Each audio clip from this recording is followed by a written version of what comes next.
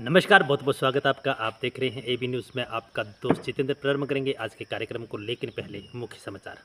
अनंतनाग में भीषण सड़क हादसा, एक ही परिवार के 8 लोगों की मौके पर मौत। शराब के दामों पर ओवर चार्जिंग पर लगेगा 1 लाख रुपये जुर्माना, लाइसेंस भी होगा रद्द। बीआरओ ने रिकॉर्ड समय में खोला मनाली लेह मार्ग, 70 आरसीसी जवानों ने महत्वपूर्ण भूमिका निभाई।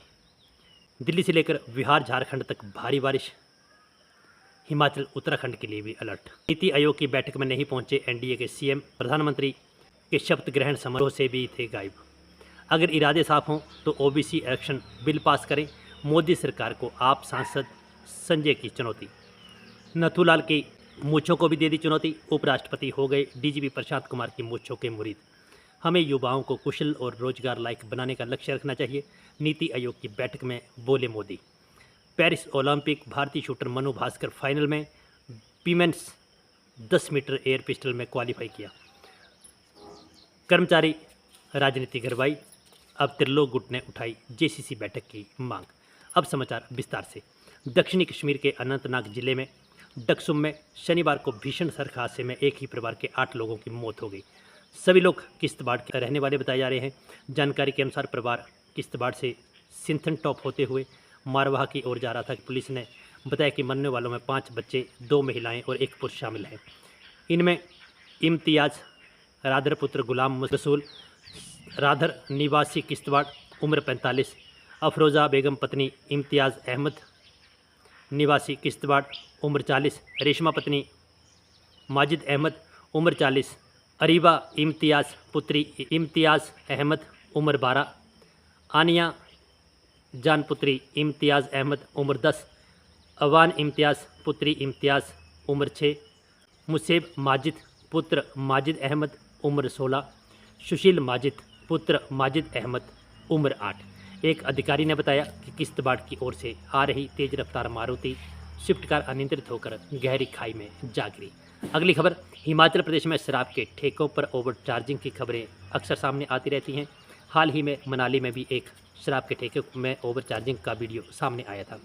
मामले में आबकारी विभाग को भी शिकायत दी गई और जांच की जा रही है, लेकिन अब हिमाचल सरकार ने ओवर चार्जिंग के खिलाफ एक्शन लेने की तैयारी की है। सुक्खू कैबिनेट में शराब के दामों पर ओवर चार्जिंग पर बड़ा फैसला लिया है। दरअसल 25 जुलाई को शिमला में सुक्खू सरकार की कैबिनेट मीटिंग हुई। मीटिंग का फैसला हुआ कि ओवर चार्जिंग की शिकायत पर ठेका संचालकों का लाइसेंस रद्द भी हो सकता है। कैबिनेट के अनुसार ठेका संचालक के खिलाफ पहली शिकायत पर 15,000 रुपये जुर्माना, दूसरी पर 25,000, तीसरी पर 50,000 और चौथी शिकायत पर 1 लाख रुपये जुर्माना और लाइसेंस भी 5वीं बार रद्द हो सकता है। कैबिनेट मंत्री हर्षवर्धन चौहान ने यह जानकारी दी। अगली खबर। सरेही नाला में बादल फटने के बाद आई बाढ़ से बंद हुआ मनाली लेह नेशनल हाईवे। सीमा सड़क संगठन ने रिकॉर्ड समय में बहाल किया। महज 10 घंटे के युद्ध स्तर पर कार्य करते हुए वाहनों की आवाजाही शुरू की। इसमें सीमा सड़क संगठन की 70 आरसीसी की टीम ने महत्वपूर्ण भूमिका निभाई। वीरवार मध्य रात्रि के बाद ही मनाली लेह मार्ग पर वाहनों की आवाजाही थम गई। पलवान पुल के समीप बाढ़ के आ जाने से मलबा एकत्रित हो गया। बड़ी बड़ी चट्टानें पुल के पास पहुंचने से एक दिन में सड़क बहाल होने की उम्मीद ना के बराबर थी। अटल टनल की ओर से स्नो गैलरी से मलबा भरने से सीमा सड़क संगठन योजक परियोजना की टीम भी पलवान तक नहीं पहुंच पाई। योजक परियोजना ने स्नो गैलरी से मलबा हटाया। दूसरी ओर अपना कार्य नहीं होने के बावजूद 70 आरसीसी दीपक परियोजना के सड़क बहाली का जिम्मा भी उठाया। सीमा सड़क संगठन 70 आरसीसी के अधिकारी ने कहा है कि उनके अधीन पलवान से रोहतांग की ओर जाने वाली सड़क है और टीम ने पलवान की ओर से सड़क बहाल करने का कार्य किया है। दोनों ओर काम होने से सड़क बहाल करने में कामयाबी मिली है। अगली खबर। देश के लगभग सभी राज्यों में मानसून एक्टिव है। हालांकि कुछ राज्यों में कम बारिश हो रही है, कहीं ज़्यादा बारिश हो रही है और कई राज्य पानी पानी हो गए हैं। स्काईमेट वेदर की एक रिपोर्ट के मुताबिक 1 जून से लेकर 25 जुलाई के बीच कई राज्यों में मानसून की गति सुस्त रहने के कारण कम बारिश हुई। हरियाणा, पंजाब, उत्तराखंड समेत कुछ राज्यों में सुस्त मानसून रहा। स्काईमेट वेदर की रिपोर्ट के मुताबिक आने वाले दिनों में कई राज्यों में मानसून का जोरदार बारिश हो सकती है। मौसम विभाग के मुताबिक उत्तरी बंगाल की खाड़ी की ओर बांग्लादेश से सटे तटीय क्षेत्रों गंगीय पश्चिम बंगाल में 1 महीने से तीसरी बार निम्न दबाव का क्षेत्र बन रहा है। इस कारण प्रदेश में अगले 4 दिनों तक कई इलाकों में भारी बारिश हो सकती है। मौसम विज्ञान केंद्र शिमला के अनुसार भी हिमाचल में 12 में से 8 जिलों में बारिश का येलो अलर्ट जारी किया है। वहीं उत्तराखंड मौसम विभाग ने भी पूर्वानुमान को देखते हुए मैजिस्ट्रेट कार्यालय ने सभी शैक्षणिक संस्थानों में 1 से लेकर 12 तक चलने वाले स्कूलों और आंगनबाड़ी केंद्रों को 1 दिन की छुट्टी दे दी है। वहीं चमोली जिले में लगातार हो रही बारिश के कारण बद्रीनाथ में अलकनंदा नदी का जलस्तर काफ़ी बढ़ गया है। इसके कारण नदी के किनारे रहने वाले लोगों को सुरक्षित पहुंचाया जा रहा है। अगली खबर, दिल्ली में प्रधानमंत्री नरेंद्र मोदी की अध्यक्षता में शनिवार को नीति आयोग की गवर्निंग काउंसिल की बैठक हो रही है। विपक्षी इंडिया गठबंधन ने इस बैठक का बहिष्कार किया तो पांडुचेरी में राष्ट्रीय जनतांत्रिक गठबंधन सरकार का नेतृत्व कर रहे मुख्यमंत्री एन रंगास्वामी भी इस बैठक में शामिल नहीं हुए। इस बैठक का उद्देश्य 2027 तक भारत को एक विकसित राष्ट्र बनाने की केंद्र सरकार की प्लानिंग पर चर्चा करना था। बैठक में भारतीय जनता पार्टी और उसके सहयोगी पार्टी के मुख्यमंत्री ही भाग ले रहे हैं। एस रंगास्वामी की अखिल भारतीय एनआर कांग्रेस पार्टी 2021 के विधानसभा चुनाव के बाद पुडुचेरी में बीजेपी के साथ गठबंधन की सरकार चल रही है। पार्टी के एक नेता ने कहा है कि पुडुचेरी विधानसभा में बजट सत्र की तैयारियों के कारण सीएम रंगास्वामी इस बैठक में शामिल नहीं हो पाए। यह 31 जुलाई 2024 को विधानसभा का सत्र शुरू होने वाला है और उसका सारा जिम्मा रंगास्वामी के ऊपर ही है। वहीं आपको बता दें कि एस रंगास्वामी तीसरी बार प्रधानमंत्री बने नरेंद्र मोदी के शपथ ग्रहण समारोह में भी शामिल नहीं हुए थे। विपक्षी पार्टियों का कहना है कि सीएम रंगास्वामी इसलिए बैठक में शामिल नहीं हुए क्योंकि पांडिचेरी में लोकसभा सीट पर बीजेपी को हार मिली थी और वहां बीजेपी के उम्मीदवार कांग्रेस के वी वैथलिंगम से करीब 1.37 लाख वोटों से हार गए थे। अगली खबर, आप सांसद संजय सिंह ने शनिवार को भाजपा पर जमकर निशाना साधा और सत्तारूढ़ दल पर दलितों, पिछड़ों वर्गों, आदिवासियों, अल्पसंख्यकों, मुस्लिमों, ईसाइयों और सिखों के खिलाफ होने का आरोप लगाया। उन्होंने अपने बयान में कहा कि बीजेपी दलितों, पिछड़ों, आदिवासियों, अल्पसंख्यकों, मुस्लिमों, ईसाइयों, सिखों के खिलाफ है और अगर यह ओबीसी का आरक्षण बिल आया है और बीजेपी की मंशा साफ है तो उन्हें बिल पास करना चाहिए। उन्होंने साफ तौर पर कहा कि यह बिल देश के पिछड़े वर्ग के लोगों के हित में है और हम इस बिल का एक बार नहीं 1000 बार समर्थन करेंगे। राज्यसभा सांसद ने आगे कहा कि प्रधानमंत्री मोदी से कहना चाहता हूं कि अगर आपकी पार्टी और आपकी नीयत साफ है तो इससे अच्छा कोई और बिल नहीं हो सकता।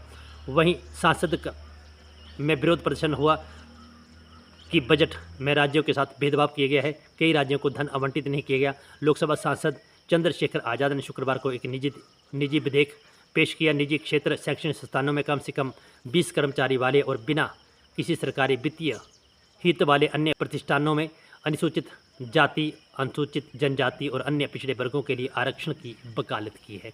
अगली खबर, मूंछों को मर्दानगी की निशानी माना जाता है। हम ऐसा इसलिए कह रहे हैं क्योंकि उपराष्ट्रपति जगदीप धनखड़ ने भी यूपी के डीजीपी प्रशांत कुमार की मूंछों की जमकर तारीफ की है। उन्होंने कहा कि यूपी के डीजीपी ने तो नथुलाल की मूंछों को भी चुनौती दे दी है। आबादी के अनुसार यूपी भारत का सबसे बड़ा राज्य है। यहाँ दुनिया के कई देशों से अधिक आबादी रहती है। ऐसे राज्य में कानून व्यवस्था बनाए रखना कोई आम बात नहीं है। दरअसल उपराष्ट्रपति धनखड़ दिल्ली के हंसराज कॉलेज में एक कार्यक्रम में शामिल हुए। कार्यक्रम में डीजीपी प्रशांत कुमार भी मौजूद है। अपनी मूंछों की तारीफ करने पर उपराष्ट्रपति का उन्होंने धन्यवाद किया है। अब सोशल मीडिया पर डीजीपी की मूंछों पर चर्चा तेज हो गई है। प्रशांत कुमार अपनी मूंछों पर दाव देते हैं तो बड़े बड़े माफिया भाग खड़े होते हैं और मिट्टी में मिला दी जाते हैं। प्रशांत कुमार 1990 के बैच के आईपीएस अधिकारी हैं। प्रशांत कुमार सीएम योगी के सबसे भरोसेमंद अफसरों में गिना जाता है। प्रशांत कुमार मूल रूप से बिहार के सोवान जिले के रहने वाले हैं। 26 जनवरी को उन्हें चौथी बार गैलरी अवार्ड से सम्मानित किया गया। प्रशांत कुमार की गिनती सख्त अफसरों में की जाती है। अगली खबर, प्रधानमंत्री नरेंद्र मोदी की अध्यक्षता में नीति आयोग की 9वीं शासी परिषद की बैठक हुई जो दिल्ली में आयोजित हुई। बैठक में पीएम मोदी ने कहा कि भारत एक युवा देश है। अपने कार्यकाल के कारण पूरी दुनिया के लिए एक बड़ा आकर्षण है। हमें अपने युवाओं को एक कुशल और रोजगार योग्य कार्यबल बनाने का लक्ष्य रखना चाहिए। विकसित भारत 2024 बनाने के लिए कौशल, अनुसंधान, नवाचार और नौकरी आधारित ज्ञान पर जोर देना जरूरी है। पीएम मोदी ने कहा कि एनईपी, मुद्रा, पीएम विश्वकर्मा, पीएम सुविधा जैसी योजनाओं और आपराधिक न्याय प्रणाली में सुधार आदि उपयोग भारतीय समाज और अर्थव्यवस्था में परिवर्तनकारी बदलाव लाने के लिए की जाना चाहिए। बैठक में पीएम मोदी राज्यों के मुख्यमंत्रियों और केंद्र शासित प्रदेशों के उपराज्यपालों से कहा कि वर्ष 2047 तक भारत हर हाल में विकसित भारत बनने की ओर होना चाहिए। इस लक्ष्य को प्राप्त करने के लिए राज्य सक्रिय भूमिका निभा सकते हैं क्योंकि सीधे लोगों से वो जुड़े हुए हैं। नीति आयोग की गवर्निंग काउंसिल में यह बैठक 2047 तक भारत को एक विकसित राष्ट्र बनाने पर केंद्रित थी। इस बैठक का उद्देश्य केंद्र और राज्य सरकारों के बीच सहभागी संचालन तथा सहयोग को बढ़ावा देना है। अगली खबर, भारतीय shooter Manu Bhaskar Paris Olympic में 10 मीटर एयर पिस्टल इवेंट के फाइनल में पहुंच गई हैं। वे रविवार को दोपहर 3:30 पर इस इवेंट के फाइनल के लिए मेडल के लिए निशाना लगाएंगी। मनु ने क्वालिफिकेशन इवेंट में 600 में से 580 पॉइंट हासिल किए और 45 शूटरों में तीसरे स्थान पर रही। इस इवेंट में दूसरी भारतीय शूटर रिद सांगवान फाइनल में नहीं पहुंच पाई। सांगवान 573 पॉइंट के साथ 15वें नंबर पर रही।